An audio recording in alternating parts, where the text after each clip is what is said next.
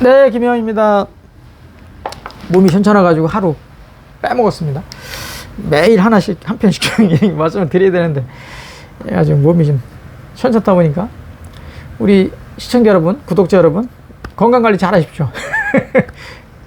오늘은 절대 권력 하면 뭐, 공산권 지도자들이 대체로 절대 권력이 많죠. 아무리 절대 권력이라고 할지라도 때가 되면 다 간다. 때 되면 다 간다. 오늘 한 5명 정도 지도자를 이렇게 보려고 그러는데, 스탈린, 모택동, 김일성, 푸틴.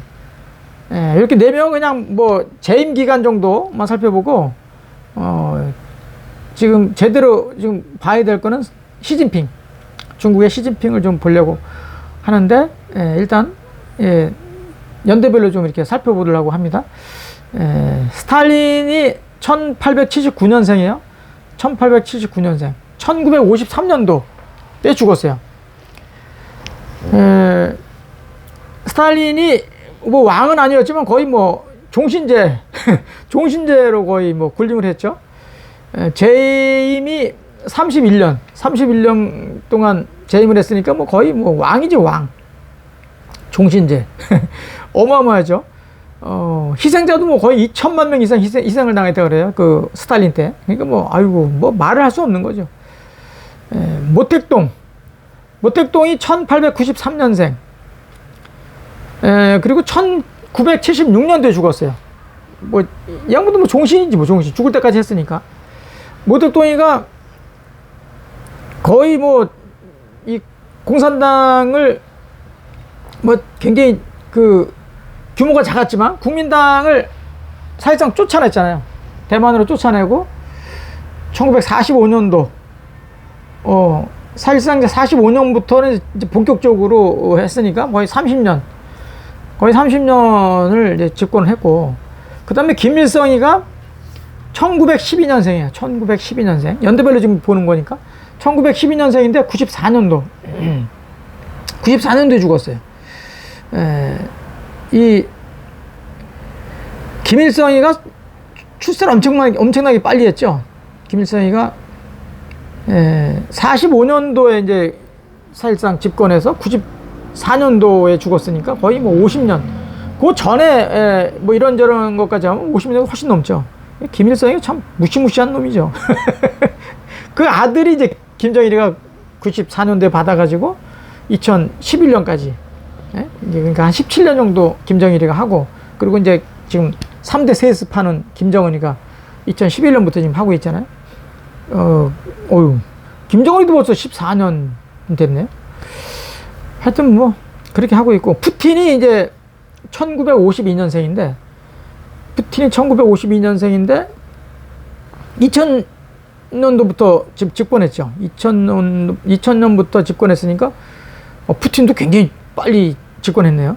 52년생인데 2000년도에 잡았으니까 벌써 25년째 뭐 하고 있고, 작년에 뭐 30년 집권하는 그 프로그램을 만들어 가지고 뭐 하고 있다는데 어떻게 될지 모르겠어요. 이제 푸틴은 천하의 나쁜 놈이죠.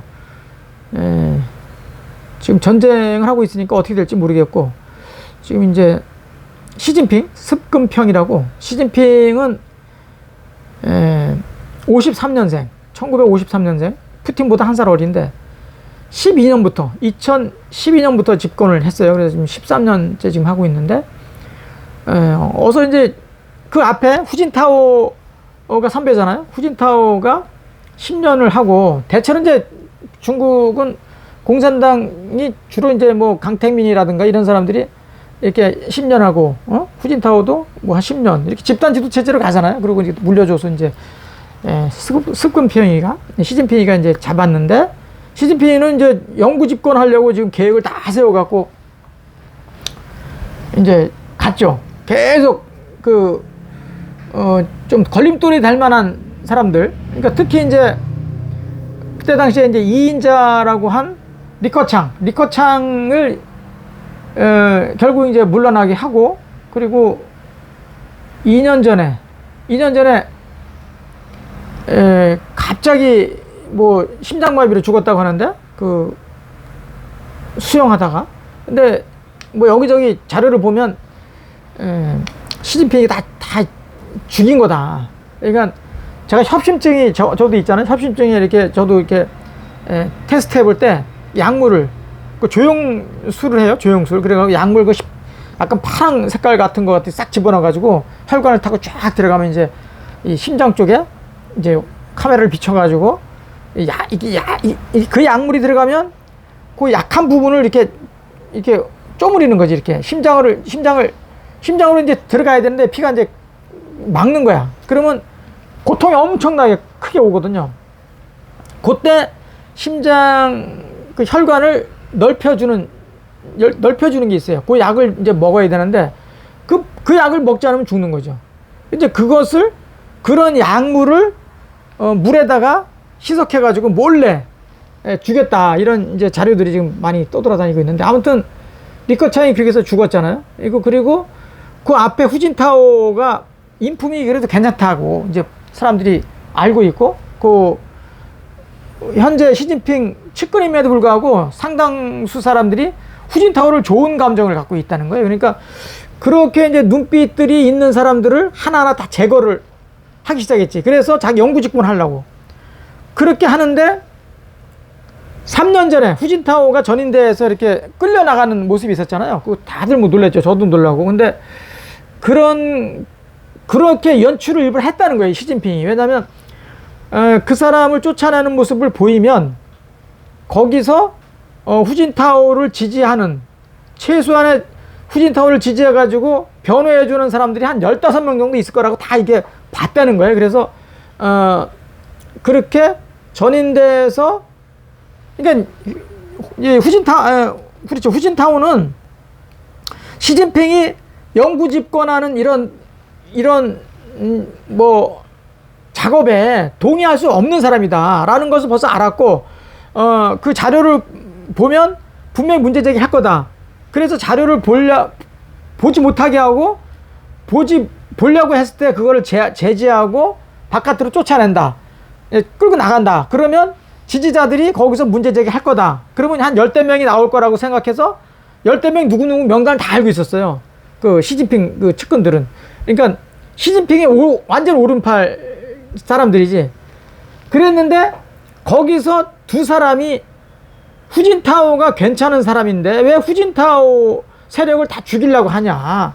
그래서 그런 정도의 사람들도 있어야지 이게 말이 되냐. 그래가지고 몰래 그 자료를, 그 명단을 다 줬다는 거야, 후진타오 세력에. 그래서 후진타오만 그냥 쫓겨나가는 걸로 하고, 절대 거기에 움직이지 마라.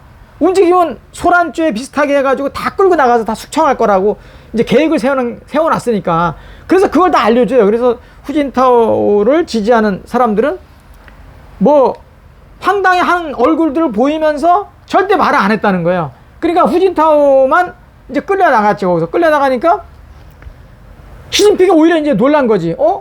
문제 제기를 해야 되는 사람들이 전혀 미동도 없이 가만히 있으니까 오히려 시진핑이 놀래가지고 이건 아닌데, 이거 계획이 흐트러지는데, 그러면서 이제 아무튼 거기서는 그렇게 해가지고 자기 영구 집권하는 걸로 만들었지만, 중국인들의 그 특성 중에 하나가요, 누구 어떤 놈 하나 죽여야겠다 그러면요 바로 이 얼굴색을 드러내지 않아.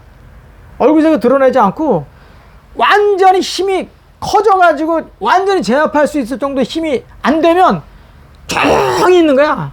조용히 작업을 하는 거지. 끊임없이 작업해가지고 완전히 제압 한 방에 쳐낼 수 있을 정도 되면 그때 이제 본색을 드러낸다는 거죠. 그러면서도 측근한 그 시진핑 측근에 있으면서도 끊임없이 그 작업을 한 거야. 이건 아니다. 이건 집단 지도 체제에서 계속해서 왔는데 이거는 뭐 완전히 뭐 거의 왕조 체제처럼 간다는 건 말이 안 된다. 그래서 이제 거기서 핵심 두 사람이 뒤집어진 거지. 뒤집어져 가지고 이 시진핑이 저 녀석이 우리한테 도움이 안 될 것 같다라고 하는 녀석들은 다 쳐냈어. 그동안에도 계속해서 쳐냈어. 쳐냈는데 그 핵심 두 사람은 못 본 거지. 그래서 그 핵심 두 사람이 작업을 끊임없이 후진타오 그쪽 세력들하고 하나하나 다 제거하기 시작한 거예요. 그래서 이제 한 2년쯤 지나니까 이제는 시진핑이 힘을 못 쓰는 이제 그런 때가 된 거지. 그래서 올해 본격적으로 이제 들고 일어나기 시작하는 거예요. 그래서 권력은 총구에서 나온다고 하는 모택동의 마오의 이런 생각을 이 시진핑이 그대로 이제 구현을 했었는데 그게 힘이 빠져버리니까 지금 사실상 뭐 아무것도 아닌 거지. 그래서 곧 이제 낙마다. 이제 그만 내려와야 된다. 그래서 시진핑은 결국 13년 정도로 해서 이제 마무리가 되고 새로운 이제 지도자가 나오는 걸로 이제 조만간 아마 얼굴을 드러낼 것 같아요. 이 절대 권력이라고 하는 공산권에서도 이렇게 나오는데 물론 그 전에 계속 경제가 중국 경제가 안 좋아지고 막 이러니까 이제 이런 여러 가지 뭐 문제도 이제 노정이 될 수밖에 없고 그런데 중국인들의 특성을 우리도 좀 본받을 점이 있다. 우리도 누가 좀 제가 한비자에도 그 말 몇 번 얘기했어요. 그냥 드러내면 안 된다. 막 드러내면 호랑이가 나타나서 잡아간다 그랬잖아요. 그래서 늘 여우처럼 하라. 여우처럼 아주 교묘하게 움직여서 하나하나 제거하는 그런 여우가 돼야지. 그렇지 않으면 호랑이가 나타나서 잡아간다 그랬잖아요. 그러니까 중국인들이 그런 게 있어요. 그러니까 앞에서 정말 죽일 놈이라고 할지라도 계획을 확실하게 세워갖고 하나하나 제거하는 그런 모습들을 좀 배울 필요가 있다. 우리는 너무나 냄비 근성이 강해가지고 뭐 그냥 푸락 해가지고 그냥 했다가 되치게 당하는 게 얼마나 많습니까? 지난번에도 다 그런 거 아니에요. 물론 뭐 저 문제 한동훈이가 최고의 그 역적이 됐지만 역적이지만 그런 식으로 하니까 안 되는 거야. 뭐 그냥 헌납한 거 아니야? 헌납한 거야. 윤통도 그놈 승질 그럴수록 더 여우처럼 해가지고 그냥 차근차근 해가지고 다 아장을 냈어야 되는데 다 헌납해 버렸잖아. 그러니까 지금 민주당이 절대 권력이 돼버렸잖아요. 근데 이 공산권의 절대 권력도 무너지는 세상인데 자유민주주의 체제를 가지고 있는 상태에서 절대 권력이다? 존재할 수가 없어요. 만불 이상 사회에서는 절대 권력에 존립을 못한다는 거야. 그러니까 만불 전에는 이 독재적인 게 효과가 있다는 거예요. 그러니까 만불 전에는. 근데 만불 이상 되면 독재를 갈 수가 없다는 거야. 지금 중국이 무너지는 이유 중에 하나가 시진핑이 지금 만불이 됐는데 이제 만불이 돼가지고 자유로 가야 된다는 거야. 어떻게 보면 다 열어야 된다는 거야. 열면 공산당은 죽는 거지. 그러니까 지금 완전히 모순적인 어떤 체제를 갖고 있는 거예요. 등소평이 다 열어버렸잖아. 개방 경제를 하자. 그래서 이제 내부에서 그때 반발이 있을 때 어떻습니까? 흑묘, 백묘론 들고 일어났잖아요.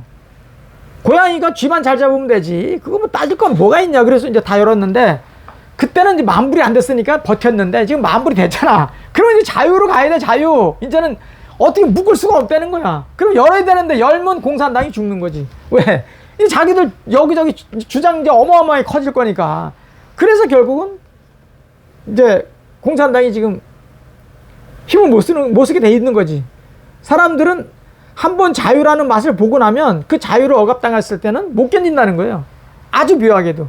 그러니까 중국이 지금 그런 셈이고 우리도 이렇게 절대 권력을 가지고 있는 나라에서도 지금 마탱이 가는데 자유민주주의 지금 우리가 35,000불 나라에서 절대 권력이 뭐 만들어진다? 있을 수 없다는 거예요.